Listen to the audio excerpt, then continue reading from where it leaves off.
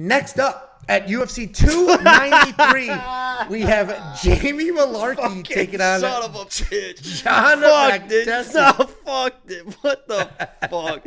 At least it's a decent picture. I mean, I'm looking It's at the the only normal picture I can find of you, and you have no eyebrows, clear as day. It's the only normal picture I can fucking find of asshole, dude. Oh my god. Jamie I wish I was looking at my phone and didn't realize it for a little bit, because you would have been sitting there like giggling and waiting for me to notice it. That's why I said I really set this up. That's why I was like, how about those kangaroos, to get you really focused on the screen, and then boom. And then anyway, Jamie Mullarkey, 16-6 overall, 3-2 in his last 5. He is coming off the knockout loss to Muhammad Naimov. He's taking on John Makdessi, 18-8 overall, 3-2 in his last 5. He's coming off the decision loss to Nasrat Haqparast, who we get it together. We're at work. We are at work. Get it together. Suck it up. Jamie Mullarkey is an eyebrowless man, but he is a well-rounded fighter. He can wrestle. He averages about 3 takedowns per fight. He can strike. He's got those 2 knockouts. I'm fucking balling, dude. I'm fucking balling. I did not expect that at all. Oh, shit. But nice one. That was good. Thank you so much. But I would not say that Jamie Mullarkey is great anywhere. He is primarily a grappler, though. He's been more active the last few years with his striking, but he's coming off that second-round knockout loss to Muhammad Naimov, where he did get the wrestling going, and his striking volume was pretty solid, but he had no power and absolutely no chin and negative eyebrows, if that's possible. He's taking on John Makdessi. This guy's a volume striker. He's got solid takedown defense. He's technical. He relies on his pace. He likes to start the exchanges with his hands. He wants to end them with low kicks. He's a short, compact guy, so movement is everything for him. If you can take away his legs, you can take away a lot of his success. He's coming off that loss to Nasrat Haqparast, where he did have the volume. Jod had the volume there, but he was taken down. He was knocked down. I take notes watching all these fights, or the ones that I can watch live. I take the notes. And I just write down exactly what I'm feeling or thinking in the moment. My notes on Jamie Mullarkey's last fight were literally just sucks. That's the only thing I wrote. And the problem is, what Jamie is, he does have some power in his hands. He does have some takedowns. He has all of these individual tools, but none of them are great. He doesn't have great takedowns. He doesn't have great strike. So he's just got all these pieces in a pretty good package, and he's able to win some fights. He's definitely going to win this fight, but minus 280. I mean, and that's even a discount on the minus 350 he opened up as. I'm not spending it. I'm not taking the risk because, yes, he's the much younger fighter. We'll see the stats here. He's the much younger fighter, the taller fighter. He's all the things, but I still don't think it's going to be – I don't think he's worth the money that they're putting out there, but I do think Jamie Mullarkey wins. What do you think, Jamie boy? I mean, fuck, man. Great-looking guy. I think that's the first thing that comes to mind every time I'm watching one of his fights. Every time I'm going through my nightly Instagram profiles, he is in the rotation, right? So I'm on the Instagram, I'm looking at it. I just can't, for some reason, I'm just fucking attracted to this guy, man. I can't keep my eyes off. I just lock in, lock into that graphic right now, right into those eyes right now. And tell me you can't just not look away. He just sucks you in with those things. But yeah, he should win this fight, right? This is a fight that Jamie Mullarkey should win, just because John Makdessi, he is tough. He's probably going to be there for all 3 rounds. It's probably going to be a decision win for Jamie. And Jamie is a guy that does make mistakes. He does get wild. He does get clips. He can get caught up in firefights. His last fight, that knockout was not like a normal, in the course of throwing an exchange knockout in the middle of the octagon. If you watch that back, it was very weird. He went to level change, and then it looked like he changed his mind, but then froze, and his hands were just low, and he was crouching in front of this guy, and the guy looked at him and was like, whap. It was a very weird knockout, but he did get knocked out. I just don't think John possesses that power anymore. I mean, maybe if this was John from 8 years ago, I think this is definitely a very, very close fight because John's tough.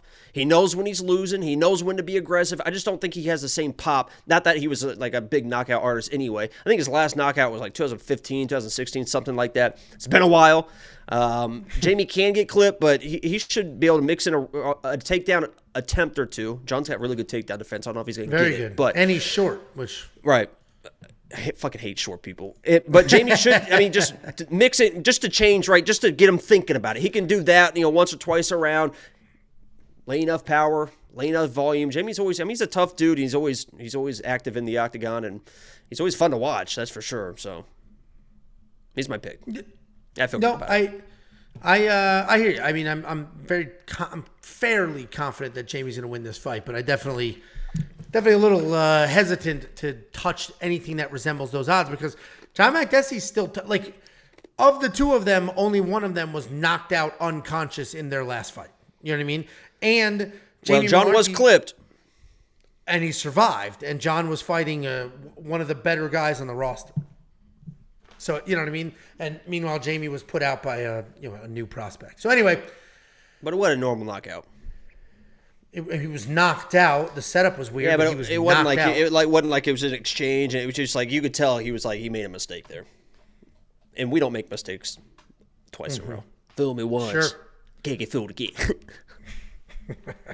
Anyway, are you going to spend the $8,900? The only way he can be worth that is if he gets the takedowns, which he's not going to get $8,900 worth of takedowns.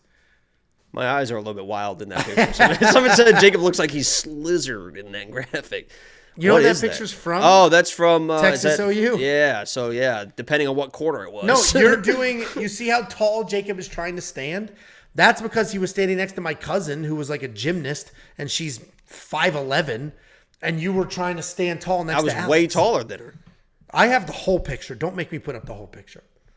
I was way taller than I'm pretty sure. Yeah, I bet you do. I bet you think that. But that's what you're doing. You're standing up tall and like trying to be tall. Great posture. People are making fun of John's posture. Anyway, I'm not spending $8,900. I imagine you're not. It's tricky, man. I just keep saying no to all these super expensive fighters. This could be Jamie could be a sneaky DraftKings play. If he gets a couple takedowns, and John did get dropped in his last fight. Jamie, I mean, when he throws, that dude fucking throws heat, man. I mean, there's some swings where he is like a fucking top. He'll swing and miss and fucking start spit. He swings hard, man. I wouldn't be surprised he knocks John out. Yeah, it'll be a good moment for Jamie if he gets a big win like that because he had a couple of knockouts a few fights ago, but outside of that, we haven't really seen it. He will be at home. A lot of things going on. Yes, Baby Red. I just want to make a quick point here because I know that we do have female viewers, and this is a very important point to make. Mm-hmm. Notice, and because I have to deal with it as well. I know you guys, you go, or you ladies, you go to the bars, you go to the clubs, you get all this attention because all the female watchers of this channel are all fucking beautiful. I know that for a fact. So you go out and you're worried about your drink being spiked. I do the same thing, right? I go out and I'm worried about, what, I'm a good looking guy. And there's girls that would do it to me. There's other guys that would do it. Angelo's tried to do it before me. So if you notice my hand positioning on my cup in that picture, that is going to be your go-to when you're walking around the bars, when you walk around the clubs. See, I mean, you still got access to your draw or your straw, but you got everything covered. I just want to point that out. It's very important. People like you don't have to deal with attention like that, but beautiful people, it's tough. Thank you so much. Stay safe. You really saved a lot of people out there. WeWantPicks.com, become a premium member. The amount of things that you're going to get for that is absolutely incredible. Sign up now, WeWantPicks.com. Click become a member at the top. It's only $10 a month. $5 super chat from Joey T. How's it going, everybody? We can thank We Want Picks for getting special guest Jamie Mullarkey to help the breakdown this week. Yes, thank you so much, Jamie, for joining us.